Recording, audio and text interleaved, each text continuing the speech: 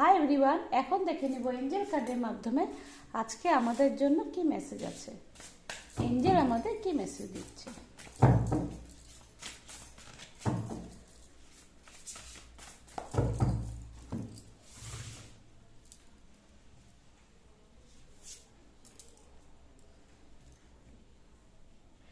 Angel বলছে তুমি যেটা চিন্তা করছো সেটা একদম সঠিক। তুমি নিজের ডিসিশনের উপর থাকো, নিজেকে বিশ্বাস করো।